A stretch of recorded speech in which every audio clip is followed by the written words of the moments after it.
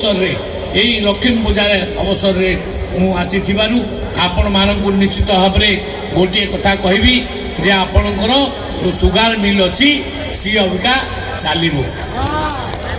ଆଗ ଥର ଆସିଥିଲି ଭଟାରିକାଠାରେ ମୁଁ କହିକି ଯାଇଛି ଯେ ସୁଗାର ମିଲ୍ ଚାଲିବ। ଆଉ ଗତକାଲି ହାଇ ପାୱାର ଟିମ୍ ବସିକିରି ଫାଇନାଲ କରିସାରିଛି। କ୍ୟାବିନେଟ୍ରେ ବସିବ, ସି ଆପ୍ରୁଭ୍ ହେବ। ଆଉ ସୁଗାର ମିଲ୍ ଯେଉଁ ଚାଲିବାର ସ୍ୱପ୍ନ ଥିଲା ସିଏ ପୂରଣ ହେବ। ଆଉ ଏ ଅଞ୍ଚଳର ପ୍ରତ୍ୟେକ ରାସ୍ତାଘାଟ କାମ ସବୁ ଚାଲିଛି, ତାକୁ ମଧ୍ୟ ଆମେ ପୂରଣ କରିବୁ। ପିଇବା ପାଣି ପ୍ରତ୍ୟେକ ଜାଗାକୁ ଆମେ ଦେବୁ।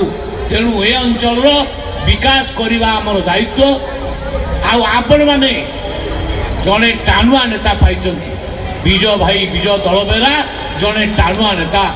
ବିଧାନସଭାରେ ଯେ ଆପଣଙ୍କ ମାନଙ୍କ ପାଇଁ ସଦାବେଳେ ପାର୍ଟି କରନ୍ତି, ଗର୍ଜନ କରନ୍ତି, ଆଉ ସିଏ ହେଉଛନ୍ତି ବିଜୟ ଭାଇ। ତେଣୁ ବିଜୟ ଭାଇଙ୍କ ନେତୃତ୍ୱରେ ଇଏ ନିଶ୍ଚିତ ବଡ଼ମ୍ବା ଆପଣଙ୍କର ଅଞ୍ଚଳ ବିକାଶର ଚରମ ସୀମାରେ ପହଞ୍ଚିବ। ଏ ପ୍ରକାର ବିଶ୍ୱାସ ରଖି ମୁଁ ମୋର ବକ୍ତବ୍ୟ ଶେଷ କରୁଛି। ଭାରତ ମାତା କି ଜୟ, ବନ୍ଦେ ଉତ୍କଳ।